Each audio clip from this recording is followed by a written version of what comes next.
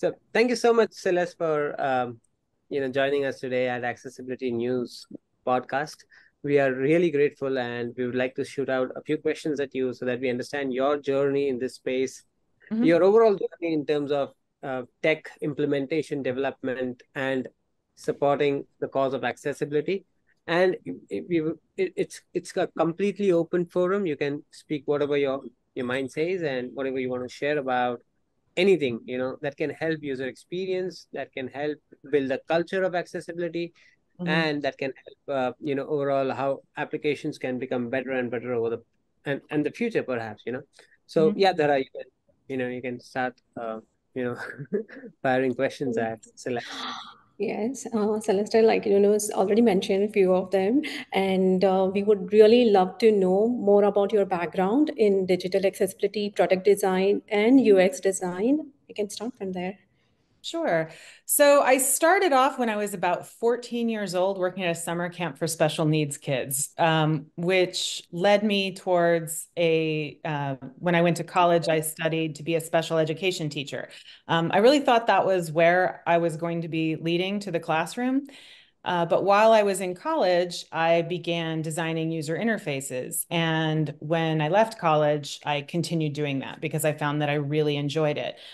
But it's because I started off working with disabled users that has led me to make sure that all of the design work that I was doing, 22 years as a user experience designer, I was making sure that I was including typically excluded groups. So disabled users, socioeconomically disadvantaged users, tech novices, that sort of thing. I studied accessibility and accessible design as a way to improve the products that I was designing.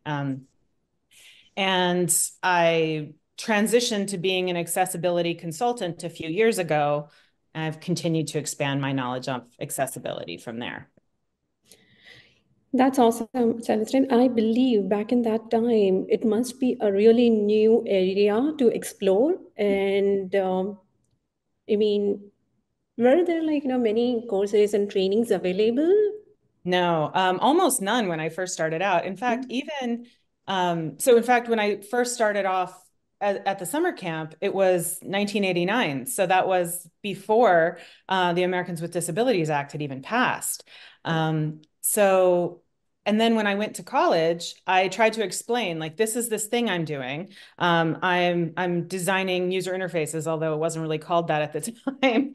And so I would just explain it, and they would say, "Oh, you want to be a programmer?" And I say, "No, no, no, I don't want to code at all. That's not it. I do this other thing." And they go, "Oh, you want to go to art school?" Um, Also, no. Yeah. So when I first started doing, you know, UI design and then interaction design and that sort of thing, it wasn't really a class you could take. And so as a designer, I'm vastly self-taught. And as an accessibility person, I'm also mostly self-taught.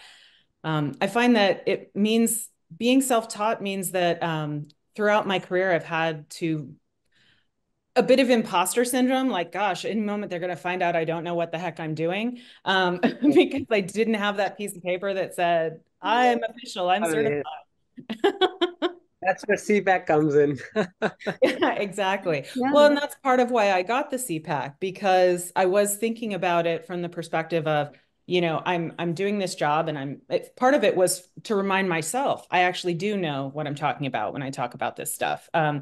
I Yeah. did the training, and the only real surprise for me was how much of a of a, how much they focused on the law aspect of it, the different Right. laws throughout the world, and realizing as I was studying that it wasn't just the Americans with Disabilities Act, that there were, throughout the world, lots of different countries have different laws about accessibility, but they all come down to the core concept of everybody should get to do it. Everybody should get to use your product, regardless of ability. Yeah.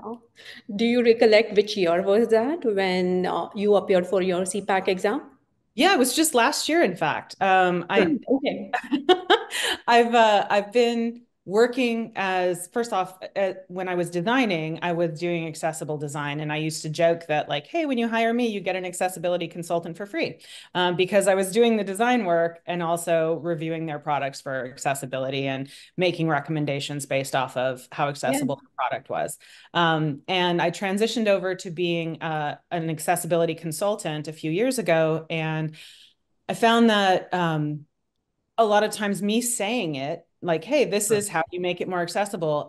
I didn't always have the kind of gravitas I needed when I would say that to people, like, this is what needs to happen. And the response was, yeah, what do you know? And so it's shocking how just simply adding that CPAC to my email signature improved the way people perceive me as a non-people accessibility person. Yes, I believe so. And has that impacted your approach to accessibility work in any way? I think it's just given me a deeper understanding of the work. As a designer, I started off thinking I knew all about accessibility, and then when I started digging in more on for first off, when I started consulting, I realized that there's like a whole aspect of accessibility that is buried in the code that you don't necessarily see in the design. It's about how you use semantic language and how you use ARIA and things like that. And so I found that my knowledge became much more technical. Now, I still do not consider myself a super technical person. I'm a design nerd from way back. And so I have other consultants on my team who are far more technical, and they rely on my design expertise. And I often rely on their technical expertise when, I'm running into a problem where it's just not working properly. And I have, exhausted my own level of technical expertise. Yes, but Younus and I believe that this is a very special achievement. First of all, of course, you have studied for that, and second thing, there are like a very few, a very short percentage of people, I would say, in the worldwide who have done this. So this is definitely a great achievement. Thank you. A big feather in the cap, yeah. So while you were working, so currently you're engaged with the organization. Do you come across people as accepting all the fundamental changes that you bring onto the table in terms of design, or is there a challenge? Is there a daily part where you have to convince that this has to happen, or is it a part of the culture that they understand this straight up? So I think it depends. It depends a lot. So I work with lots of different teams, and some of the teams started off with an accessibility consultant when the team was first stood up. So the consultants on my team, we each support about 30 Scrum teams, which is a lot. And so some of the Scrum teams were stood up knowing that they had an accessibility consultant, knowing that they were going to have to go through accessibility testing to get their product deployed. And some of the teams have been stood up for years and years, and they didn't have an accessibility consultant. And so then when we come along and say, hey, this isn't super accessible, I get much more pushback that way. So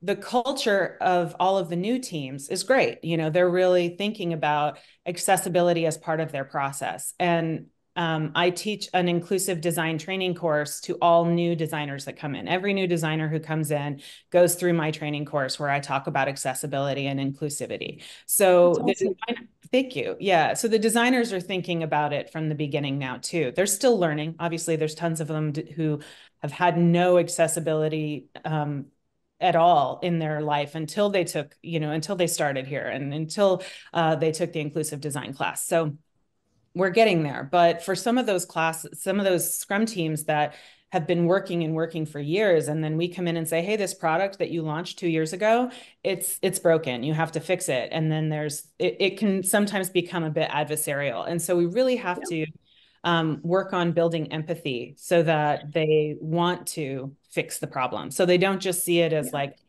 geez, legal risk and compliance is at me again. It's actually like, no, we're improving the user experience overall.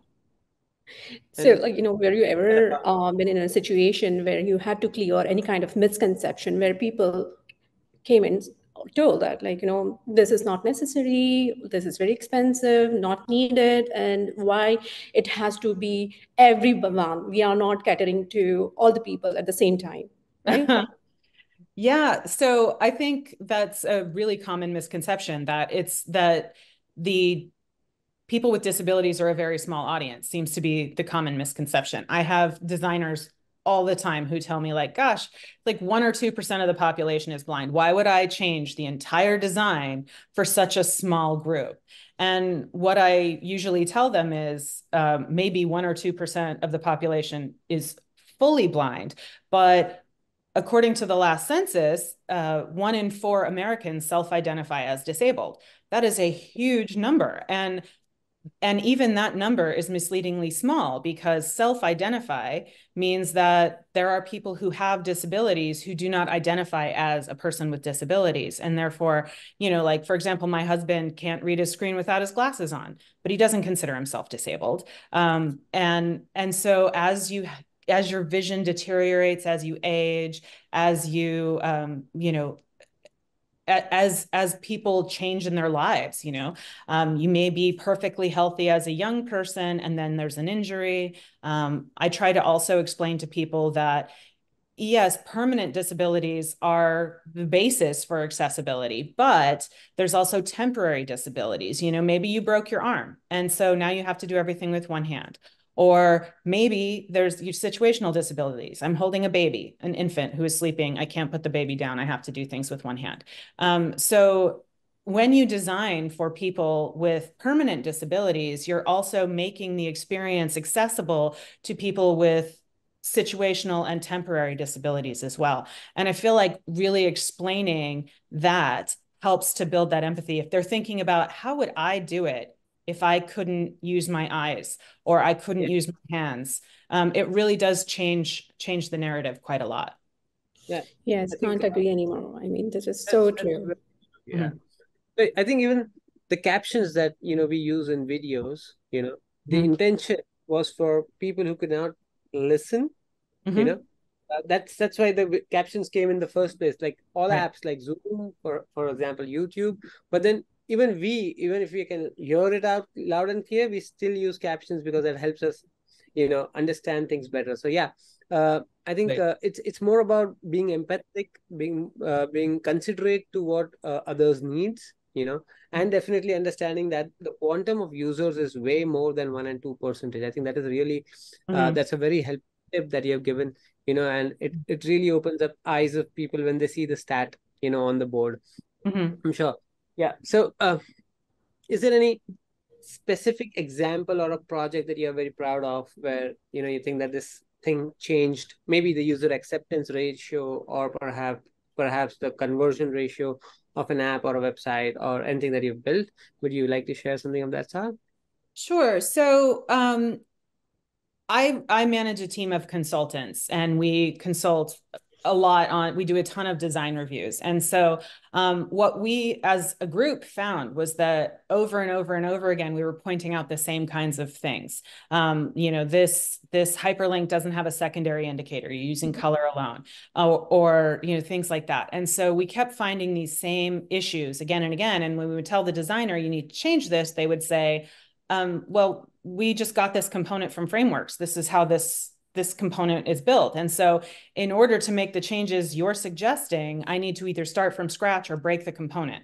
And so I began working directly with the Frameworks team, and starting off with the designers and the developers and saying, okay, these components, they're not accessible by themselves. So every single time a designer uses that component in the work that they're doing, they are incorporating inaccessibility. And so we really need to make sure that the components themselves are accessible. And the first response that I got was, you're trying to boil the ocean and you can't do it all, and it's too big, it's so gigantic. And so we started just one component at a time. We took a single component, and my team reviewed it, and we discussed it, and we came up with a, sort of unified, these are the things that we would think. And in the beginning, I was just tossing those over to the design team, like, okay, we reviewed accordions. Here's what we decided.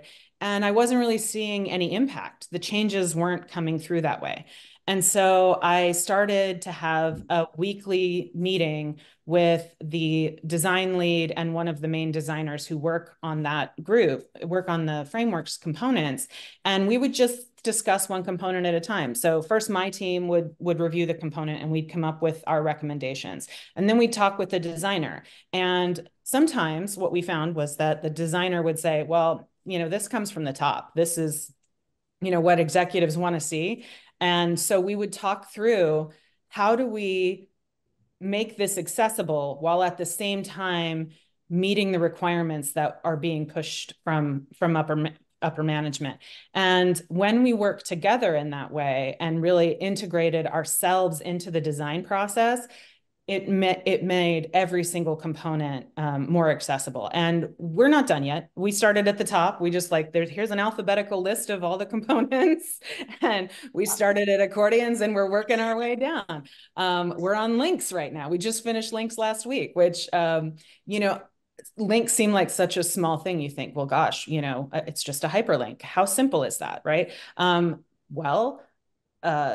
Executives don't want links to be underlined unless they're inside of a paragraph. And so you go, oh, gosh, okay, well, the simplest solution is the underline. And we're told that we can't do that. Okay, well, here's 10 other ways you could have a secondary indicator so you're not using color alone as an indication. And it actually took 3 or 4 weeks of just going over links where we went over every single different scenario where something was clickable or tappable to discuss, well, does this meet the guidelines? Does this meet the guidelines? And we had to look at them as we had to look at them in all of the different ways that they get used, rather than just having one blanket statement to say links get underlined. Links aren't going to be underlined everywhere. Sure, in a paragraph. Okay, but what about this? What about this? What about this? Right. What about text buttons? What about, And so working together, we managed to come up with really good recommendations. And now that we're sort of baked into that process from the beginning, every time a component gets changed, it gets discussed and reviewed with the accessibility team. Every time a component gets built, it gets tested by our accessibility testers.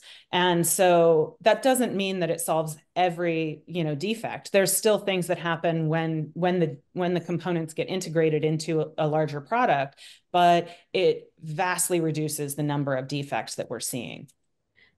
And I can give you a particular situation. Yeah, sorry, I think working at the framework level, have you also worked with any open source frameworks or components? Is this something open source or is this in-house? No, this is in-house. It's okay, in-house. Yeah, most of the stuff I've done is in-house. While you're talking about this, I think it is so essential that, because today the kind of development, it's all rapid application development. People are not building anything ground up. So such a deep level of inclusivity at the time of component building, if it had been for open source as well, I think that'll make things so accessible from ground up, from the root level. I think that is really interesting. Dhara, you're saying something. Yeah, I was just going to ask Celeste. So guidelines change rapidly. How do you manage that situation? For example, you are working on a project which is kind of 2 years long, and you have started with a particular guideline, for example, VCAG 2.0 or 2.1, but that has changed. How do you manage that situation? You stick to the previous one where you started, or you try to evolve and get that incorporated in your current work? Yeah, so that's been a big one because 2.2 just came out, as you say, and we have been working for several years on integrating 2.1 AA compliance. I mean, I always ask for AAA, but even W3 schools doesn't say everything should be AAA. It's a bit complicated, and the designers complain. But so we're working from a AA 2.1 guide, as those are the corporate standards. Our corporate policy says that from the time that a new version of WCAG comes out, we have a year to integrate it into our process. So that doesn't mean that, on November 1st of 2024, everything at the company will be 100% 2.2 compliant. what that means is that we're not going to start filing defects against 2.2 for a year. So that gives us time to educate. I mean, I started training people about what's new in 2.2 a year before 2.2 ever came out. We started talking about it like, this is the proposed solution and it's not finalized, but it's coming. So I started off just by, getting people visibility into it. Like, this is what could happen. And then once it actually launched, we had another round of, this is what did happen. This is the final version. Right. And the consultants are currently consulting against it already. So we're saying like, okay, this is a requirement according to 2.2. We're not going to file a defect against it for a year, but if you're building it now, you might as well fix it now. So in a year's time, we'll be working really closely. So I'm working with our testers to come up with a rollout plan for how we're going to do it. And it starts with education and consulting, which is what my team is working on now. That's a very good strategy. And that gives you the opportunity to include your accessibility task according to availability and requirement too. Yes, absolutely. And it's defined well in advance, so the team knows what's coming ahead. I think I appreciate that you started training the team 1 year in advance so that they know what's going to come ahead and they're aware of all the guidelines. So I'm sure there must be people asking you what's WCAG as well. But that's yes. The first part of the training class was always, this is what WCAG is. And there's these other, 13 guidelines that already exist. We're adding some more. This is the new stuff. And I also have training classes on, what was 2.1 and explaining each of the steps and how to integrate those into your designs and code. So do you have a quarterly or a 6-monthly program within the organization to refresh people, or is it like it's like just at any point in time, as and when availability, is available? So we host accessibility workshops every other week. Every other Thursday, we have an accessibility workshop where we choose a single topic where we dive really deep on it. And it's open to the entire design and development org. Thanks. We don't always obviously, we don't get the whole org all the time, but we let people know a week in advance, like, hey, this week we're going to be talking about this. And so I've presented the 2.2 stuff 3 times because I'm sure, it was a moving target. Like they kept saying, we're going to launch at this time. And then that time would come and go. And then they'd go, no, now it's this date. So every time we thought it was about to launch, I gave the presentation in the workshop about, let me tell you about 2.2. And then it kept changing. That's incredible. Yeah. And we're doing that on all kinds of things. We use it also as a way to show, what does it look like with screen readers when you're using our app with a screen reader turned on, or what does it look like when you have a Bluetooth keyboard connected to your phone and that sort of thing. We're constantly, we choose a single topic and dive deep on it every other week. And since you have so many years of experience and you have seen personally evolving this industry over this long span, so you are the perfect person to talk about it and present about it. Yeah. Thank you. So you have a global team, Celeste. So in that case, do you cater to all of them or the team that you sit in? So how does the training work? So the organization as a whole has, I think the last number was like 5,500 Scrum teams. I mean, it's a huge organization, and my team supports about 350 of them.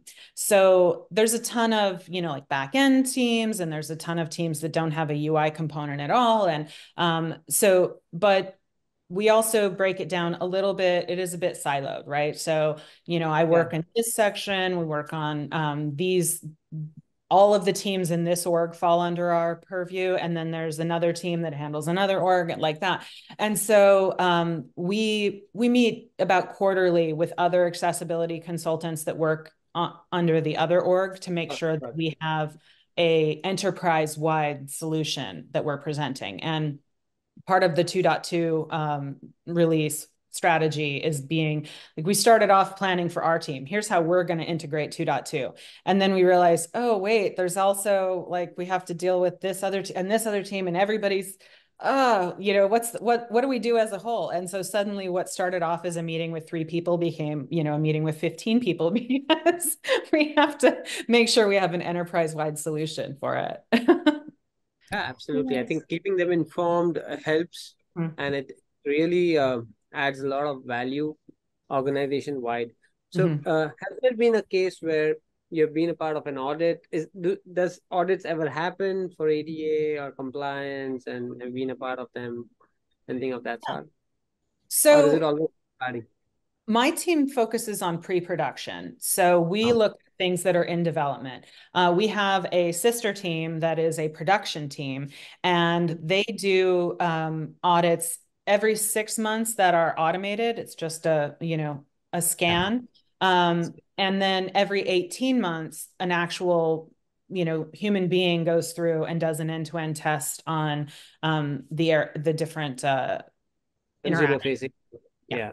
consumer-facing systems. Okay, Yeah. interesting. Yeah, I think that is essential, for you to internally understand the growth, the improvement in the product. You mentioned tools. What's your take on the tools that automatically audit accessibility? So, yeah, it feels like AI is the big magic catchphrase right now, where everybody's like, AI is going to solve all of our problems, and we're not going to have to pay humans because the computers will become our overlords or whatever.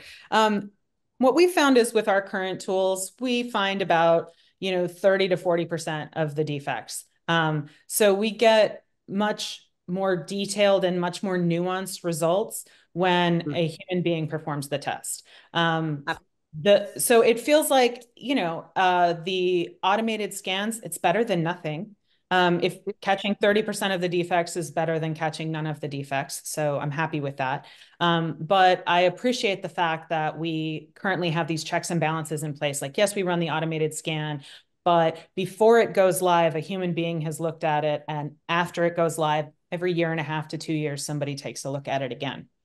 And I think that eventually we can have obviously improved scans and tools, but I think we need humans in place to help train the software and also to double check that the software is getting it right. Agree. Yeah, that's the principle of universal design, We can always build great looking products, but are they useful or not? That's what a human can say. That's what a human being can definitely differentiate for us. Otherwise, machines can just do what machines have learned. That's what I say.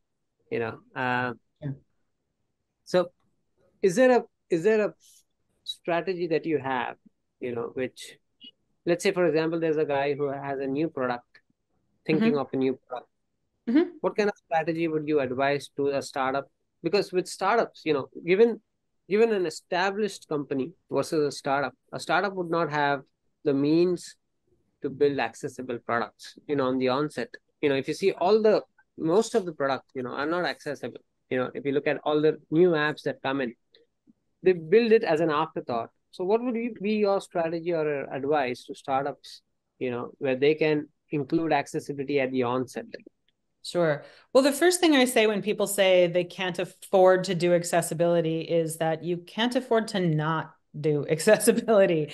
I really enjoy showing those, like, here's cases where a company was sued for not being accessible and they had to pay millions of dollars and they still had to make it accessible. That part of the settlement was that the product would become accessible long term. And I have worked with a ton of startups who, they're trying to be lean and mean and get things done. And I think the most important thing is to think about integrating it. If you start it on the first day, where you have a designer who understands accessibility, who is building inclusive design, an inclusively designed product, then you're baking it in from the beginning. One of my colleagues put together, and I'm sure that this is a zillion times overused analogy, but the analogy of you're making chocolate chip cookies. And if you make the batter and you cook it and then it comes out and you go, whoops, I forgot the chocolate chips, and just sprinkling them on top is not the same as if you mix it in before you bake them. It changes the whole the whole makeup of the cookie and makes it a nicer product. And so I think it's the same with accessibility. If you start at the beginning and you're thinking about, how does this work for a screen reader user? How does this work for someone who's navigating via keyboard? How does it work for someone who has cognitive difficulties? And start from the beginning thinking about it that way. It saves a ton of money and expense in rework later on. It makes it move faster. Like a lot of people say that accessibility adds this extra step. And I say to them, it absolutely doesn't. It is part of the process. The design process is absolutely pushing pixels, but it's also about thinking about how does the user interact with it. And when I worked as a designer, every single project I started by saying, what's the customer problem I'm trying to solve? So in order to do that, you have to know who your customers are. So, you're working on a banking app, and yes, your customer is a able-bodied young professional. Great. But also it's your grandma who wants to check on her savings account, right? And does she have, arthritic hands? Does she have very low vision? Does she have cataracts? So you want to make sure that you're designing from the very beginning for all of your users. And a lot of your users will be disabled. So you don't want a Band-Aid solution at the end. You don't want to sprinkle the chocolate chips on top. You want to bake them into the beginning of the process. Great example, Celeste. And you are making things very easy and simple to understand. And this makes definitely a much more sense that why it is important to do so from the beginning. Mm-hmm. Absolutely. Say, for example, the best takeaway is, get your designers know about accessibility. So now let's say you are interviewing a designer. What are the top 3 things that you would ask the designer with respect to accessibility? Well, I think I'd start off by asking them if they think about design as an inclusive aspect, or are they trying to solve just the business problem, right? The business says this is what we're trying to fix, and the designer, are they just simply doing as they're told, or are they really thinking about the customer problem? That's the key basis, I think, to over and over again, I think about empathy as the tool that we use to become better designers. And so I ask about that. How do you differentiate who are your customers, right? How do you figure that out? I think there's a huge user research aspect to design work that a lot of designers don't think of. And that's not just for accessibility, but that's just, who are your users? There's research involved, whether it's performing your own research or looking at automated metrics or actually doing usability testing. That's important to figure that out. And so I would ask those kinds of questions. I would ask, what would you do in this situation where someone comes to you and says, this design is inaccessible, fix it.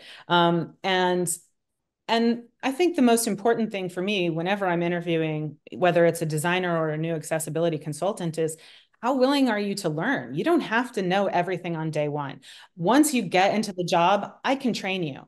But if you are resistant to understanding and to learning, or if you don't want to engage, or you think you're always right, I can't teach you that stuff. So I'm happy to teach someone to become a more accessible and inclusive designer. But if you come at it saying, well, I know everything there is to know, I'm a freaking genius, then that's not really very helpful to me.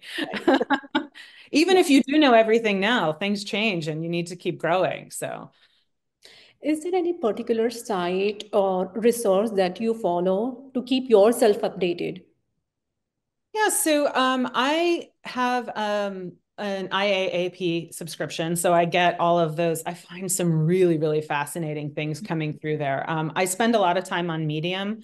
A lot of people are posting really interesting things on that, and I know it sounds really probably kind of lame, but I'm constantly just Googling and not like accessibility as a whole, but like a specific issue of like, well, okay, so we have radio buttons and there's an error. So how do we show that there's an error on the group and not like you've selected the wrong answer, Yes. but like you have to select an answer. And so I Google it. How's everybody else doing it? How's a great way to design it so that it makes sense? I find a ton of information that way. And I find things that I wouldn't have, sites I don't necessarily follow, but that have dived in deep on, on a single topic. And you can really find great solutions that way. Yeah, that makes sense. And so many things are interconnected, interrelated. It makes more sense to have the wholesome knowledge instead of like, just jumping into something like, very small or anything in particular. So that will be a good strategy to expand the knowledge and get trained on this subject. Yeah. Research always helps, yeah. Research always helps. Yeah. Definitely. I think probably the thing that I struggle with the most, but also causes me to dive as deep as possible, is because lots of people are talking about things, determining whether or not everybody knows what they're talking about, right? So someone goes through and says, this is how you do it. And so you have to really read into it and say, okay, that's a cool idea. Are they right? And so when I'm doing my mad Googling and I read an article or see a solution, I then follow up by looking into the solution to find out if that's actually as accessible as the person who designed it thinks it is. Awesome. Yeah, it is true, because not everything on the internet is true also. You can yeah. Yesterday only I got a classic example on LinkedIn where someone is showing. I would love to share that with you after the call. Okay, great. The person is showing that I can change the UI on the fly. I can just type a command into AI and the UI will change. And I was like, wow, that's fantastic. The entire video, I kept watching 3 times, and the tester in me was like, this will not help. This is not possible. And then I started looking at the timestamps, and then you realize that this is a fabricated video. It starts with Monday. The first command goes on Monday, the reply comes on Sunday. And I'm like, oh, it took a week to do that? So I'll share that with you. Yeah, it's very interesting. People throw anything in the air, and it's very important to research to identify whether that is actually doable, whether it has the credibility to be applied to a larger scale solution, things like that. And today the world is in a way that bring in something which is already there, off the shelf. What happens is that builds a lot of CAC into your product. And I'm sure the kind of product that you deal with are enterprise grade, so they won't entertain stuff like that. But when you are looking at fast-paced development, I think some of components are pre-written and are crappy, to the for sure. Yeah. So well, and it is faster to grab something someone else already built. So that's why it's so important to do the research to make sure that when it was built properly and with accessibility in mind from the beginning. Yeah. Part of the design training I do is when I say, like, you should use components because it saves all of this time and I always say that, like, it doesn't sound very sexy. It feels like, you're just building something with Legos. But first off, from a design perspective, the components they've already figured out all of the states that this component might appear in. It's already been designed. It's already been built, and we've already checked it for accessibility. So at least, if you're using a component that already exists, it solves a ton of problems. The key is, just like I said in the beginning, if the component isn't accessible, then you're taking a defect and you're extrapolating that out throughout your product. I really like this idea of getting the team into habit of checking the list. And then as a team decide what we want to include in a particular sprint and what can be done later. So I really love that idea. So yeah, and I think it's important to sort your stuff based off of, for a while we said, if it's an accessibility defect, that's high priority no matter what. And some accessibility defects are actually like, well, there's a really good existing workaround and it doesn't really add any extra time. And so if we say, accessibility is always a high priority defect, then somebody looks at it and says, but what about this cool workaround that works really fine? It's just not, it's an extra step. Then I think we lose credibility. So we have to be able to say, you know what, this is a defect, but it's low and you can fix it in a month. And so long as you don't let it fall off your radar, you can go ahead and launch with it because it's not actually blocking. So in the same way you prioritize all software defects, you have to also prioritize your accessibility defects. Going Yes, a and little it's back always in good time. to have that roadmap ahead of you, telling what should be done when. Mm-hmm. Yeah, it really helps. I just had a question, Celeste. Going Yeah. back in time, when you were teaching kids with special needs, Mm-hmm. you know, so what was your part over there? Were you teaching the regular curriculum, or of course they have a separate curriculum? So, Mm-hmm. what was the experience there? Could you share a bit about the past? Yeah. So the summer camp that I started off in was all special needs kids, and they were severely disabled kids. So a lot of people with severe cognitive issues, a lot of people with severe physical disabilities. And like I said, this was when I first started, it was before the ADA even existed. So yeah, there's a staircase down to the beach. So we were working with, okay, well, we've got kids in wheelchairs. How do we get them down the stairs and how do we get them back up? When I was teaching, when I was studying to be a teacher, I studied both handicapped learners in the regular classroom and then also modifying the curriculum for a class that is all special needs kids. And when I went into, I didn't spend time teaching. So to be clear, I did student teaching, but the whole time I was in college, I was working as a designer and I just continued on with that when I got out of school. So, but when I was doing my student teaching and going into the classrooms, it was mostly as an aid to a disabled person in a, quote unquote, normal classroom, which I find really frustrating. My husband's a teacher and we talk about this all the time of saying like, okay, so, you've got these kids and he's like, yes, but it's very disruptive. I'm like, okay, but you can't just say that the kid is disabled. So get out. Right. So how do you modify your curriculum to make sure that, you're not leaving behind the kids who are, needing extra assistance, but you're also not forcing your really high performing kids to do less, to perform at a lower level. You have to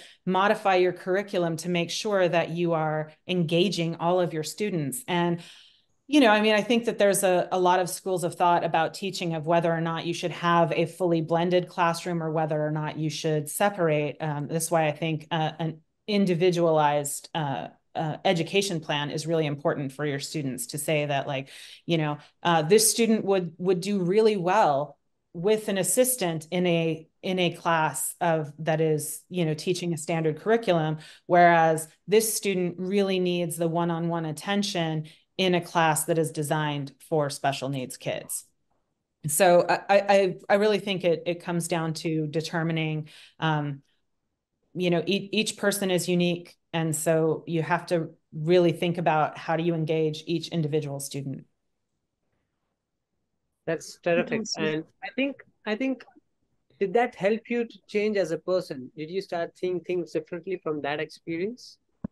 Absolutely. I think that it started me off in a time in tech when I started doing working in tech was like 1992. Or excuse me, 1994. I started doing design work. And what I found was that most of the people who work in technology don't think about people with disabilities at all. You have these like hardcore tech nerds who are like coding and like, oh, this is so neat. And they're not even thinking about, any user who is not another hardcore tech nerd, right? And so Brutal times. Those were yeah. the brutal times, yeah. Yes, absolutely. And like you say, you're going fast. And what do you need a designer for? Come on. Like, this guy knows how to code and you don't need to design the user interface, just let the programmer do it. And you end up with these like the Wild West times. It was so messy. And so when I would start off designing and I would be working with these developers and I would say, well, you have to consider this. And they'd go like, well, everybody knows that. No, you and everybody knows that. But like, you know, I always in the beginning would say, like, think of your grandma. How would your grandma do it? My grandma doesn't believe in the internet, you know? Yeah. Um, so Oh my from the God. very beginning, I was trying to educate people in that way. And my first official job in tech was actually doing technical support for Windows 98 of all things, which, you know, was not a super. So I was doing design work, and I was like freelancing as a webmaster. Remember that title? Uh, Yes. Yeah, so I was, pretty much. yeah, I was freelancing as a webmaster, but my first real official job was Windows 98 support. And I would talk to people all day long who they didn't know what an icon was. You would say, right click on this icon. And they would say, like, well, do you mean double click? Or what do you mean by icon? And I would say, see the little picture and it looks like this and it says this.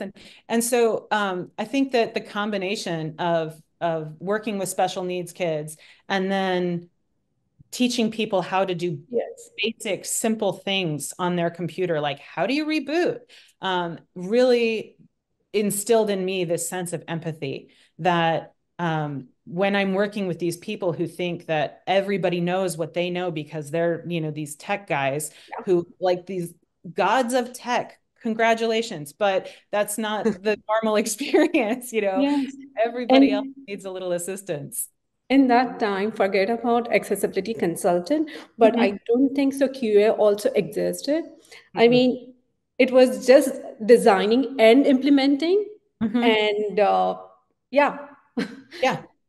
I spent Yeah, the and first 10 years of my career telling people I don't do logos. You know, I would say I'm a user interface designer. Oh, could you do a logo for me? Could you design my business cards? Like, oh, that's not what I do. You know, like, even people in tech didn't know what I did. I think the divide between UI and UX, you know, is also a big divide. But then that the realization has started now about UX rather than what it was 5 years back or 10 years back. You know, so yeah, Absolutely. that's a great journey. You know, so to say, it's Hmm. a journey. I think you're the first that I'm meeting from back in the day, '92. That you've started. You know, Yeah. and it's really an honor to speak with you. You know, understand uh, Thank what what has been done in the past and where we have come, and of course you. Mhm. the elements that you add, not only from the design perspective but also from the accessibility perspective must have been really helpful to the organizations that you're working with, and Mhm. they benefit from it. Yep. Yeah. So, It really feels like the trickle has expanded into a stream, and I'm waiting for the waterfall, right? So not waterfall development, but you know, so in the beginning, just like how do you create a user experience, and then how do you make sure that that UI is usable and accessible, and little by little by little. And now I'm even part of my inclusive design training is even talking about, okay, we're not just talking about accessibility and disability. We're also talking about, okay, what happens if you are someone who is from a lower socioeconomic rank and you can't afford the latest and greatest iPhone, right? Like, how do you make sure you say, oh, well, we care about the iPhone experience? Well, 75% of the global users are Android users. So, you know, as a person in tech, you're an iPhone guy and awesome, but that's not the global experience. That's not everyone's experience. And so, so long as we're thinking about the fact that how you see it is not how everybody sees it is really like the most important thing to me. well said, Celeste. I I and loved that's something that has talking to you been today. We have learned so much. Can't express the gratitude, but it was like knowing so many things, and especially the strategies that you are applying in your organizations, making a lot of sense. Thank And you. this is very, very useful for the people who are beginners into this field. Thank yeah. you. I really enjoyed talking with both of you to be thinking, to be talking about it with someone else who understands what I'm talking about, but also about how do you educate people who don't necessarily understand is really lovely. I'm enjoying the conversation a lot. Do you also do any podcasts or workshops online for people apart from the organization? Do you have time to do that, or? I haven't done it yet. It's one of those things that I've been thinking about a lot when I think about my career path and where I'm going.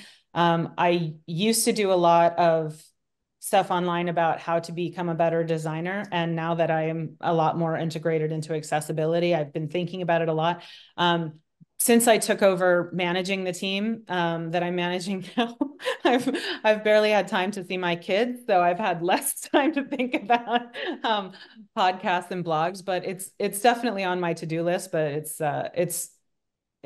gone a bit lower on the scale lately. I see that. I totally understand that. Yeah. And we would love to hear from you again whenever you have the time. We could Excellent. set up if you could spare, maybe in future, not immediately, whenever you have time after the holiday season next year, maybe Sure. to do a workshop with us, where we can have people in and you deliver the magic that you deliver. Oh, I would love to. That would be Yeah. lovely. That would be great. All right. Thank you. You have any questions for us? We have been showering you with questions for the last 45 minutes, and I don't want to take much more of your time. It's a busy day. Yeah. So your website is alliedtesters.com. Would you say that your key focus is on teaching people how to be accessibility testers, or is it more of is your goal more to have a place for people who are already testers to communicate and talk and learn with each other? What are your goals term? We have a few goals. To start with, like we said the last time, we want to teach people how to do it right. Mm-hmm. The next thing is we are also including people we are trying to bring in people who wishes to become accessibility testers, or perhaps UX designers who have the knowledge of accessibility. So that's Mm-hmm. where we bring in courses, Mm-hmm. and definitely we are also looking at consulting with organizations, Mm-hmm. where we can help them, get their products accessible, Mm-hmm. So Excellent. these are the three major focus areas. So we have got newsrooms, we have got forums, we are building a community. So we are talking to experts just like you, bringing in more of them, and with this collective knowledge, perhaps we can go to schools, Mm-hmm. universities, give them the guidance there, because that's where it starts. We believe very strongly that, if we can reach out to universities and speak to them and teach students the basic principles, and build that empathy right in their ages, where they're learning, it goes a long way. Otherwise, it's just a job to do. That's not how this has to be taken care of. That's how I feel. Mm-hmm. Absolutely. I love that idea of working with people as they're learning their profession. In the same way that you can't tack accessibility on after the product is shipped, teaching people to do accessibility when they've already been developing or designing for a decade is much harder than while they're learning to develop and design, teaching them accessibility. I love that. That's wonderful. That's what we are working towards. With your help, definitely we'll reach there someday. I'm happy to help any way I can. Thanks so. That's great. That's awesome, Celeste. Thank you. Great. Thank you so much, and namaste. Thank you. Have a great holiday season. Yeah, good. Have a great holiday season, and we'll get back to you. Mm-hmm. Yeah. Excellent. We appreciate your time and knowledge sharing. It was really awesome. Yeah, thank you. It was lovely to chat with you both. Bye. Thanks. Bye.